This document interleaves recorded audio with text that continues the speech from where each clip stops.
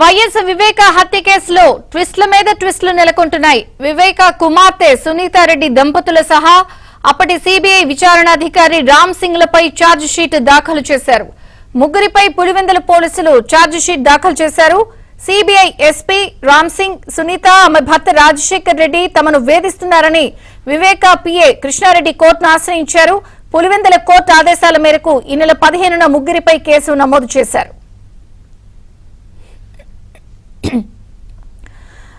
YS వివేక హత్య కేసులో ట్విస్టులు నెలకొన్నాయి. మరొక ట్విస్ట్ చోటు చేసుకుంది. ముగ్గురుపై ఛార్జ్షీట్ దాఖలు చేశారు పులివెందుల పోలీసులు.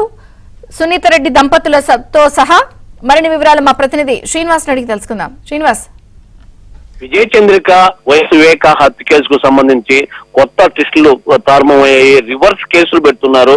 సో ఆమె సునీత అంటే వివేక కుమార్తె ఎవరైతే ఉన్నారో సునీతారెడ్డి, ఆమె ఎన్నో కష్టాలు పడి ఒంటరిగా పోరాటం చేసి వారిని ఆ కేసుల్లో ఇరిగించారనే బాధ ఒక పక్క వాళ్ళకి, ఆ ప్రత్యర్థులకి. సో ఈ మేరకు పిఏ కృష్ణారెడ్డి అంటే వీళ్ళ దగ్గర పిఏ ఎవరైతే ఉన్నారో కృష్ణారెడ్డి దాదాపుగా 25 ఏళ్ల పైన వాళ్ళ దగ్గర పనిచేస్తారు. సునీత మేడం అంది వివేక దగ్గర.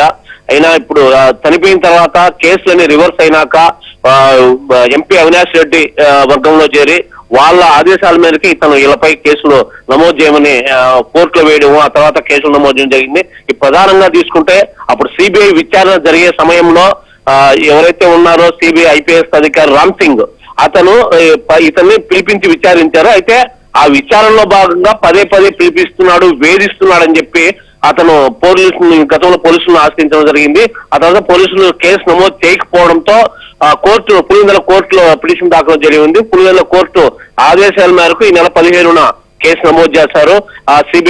సిబిఐ విచారణాధికారి రామ్ సింగ్ తో పాటు సునీతారెడ్డి, ఆమె భర్త రాజశేఖర్ రెడ్డి, వీళ్ళ ముగ్గురుపై కూడా కేసు నమోదు చేయడం జరిగింది. సో ఈ మేరకు నిన్ననే రాత్రి మొత్తం ఛార్జ్ షీట్ దాఖలు చేయడం జరిగింది పులివెందుల కోర్టులో పులివెందుల పోలీసులు. సో మొత్తం మీద అయితే ఈమె కేవలం ఇదంతా కూడా ఆమె మనతో మాట్లాడడం జరిగింది, వాళ్ళ వర్గీయులు కూడా మాట్లాడడం జరిగింది. ఇదంతా కేవలం కుట్ర, అంటే ఆమె ఒంటరి పోరాటం చేసి వీళ్ళని అందరితో నిందితులు మొత్తం తేల్చి ప్రధాన కారణమైనారు. కాబట్టి వీళ్ళని ఖచ్చితంగా ఏదో ఒక రూపంలో మళ్ళీ రివర్స్ పెట్టి ఇరికించాలనే వాంటిల్ని వీళ్ళ వర్గీయులు మొత్తం ఈ పిఏ కృష్ణారెడ్డిని కావచ్చు, మిగిలిన కొందరు కావచ్చు వినియోగించుకొని ఈ విధమైన కొత్తగా రివర్స్ కేసులు పెడుతూ వీళ్ళు మళ్ళీ వేధింపుల కేసుల కింద, అంటే వీళ్ళు ముగ్గురు ఎవరైతే ఐపీ విచారణాధికారి ఆయనతో పాటు వీళ్ళిద్దరు కూడా వేధించారని చెప్పి పిఏ కృష్ణారెడ్డి ఆరోపణ. సో ఈ మేరకు కోర్టు ఆదేశం మేరకు ఛార్జ్ షీట్ కూడా దాఖలు చేయడం ఉంది. ఈ మొత్తం మీద అయితే ఈ హాట్ టాపిక్ కడప జిల్లాలో పులివెందులతో పాటు కడప జిల్లాలో హాట్ టాపిక్ గా మారింది.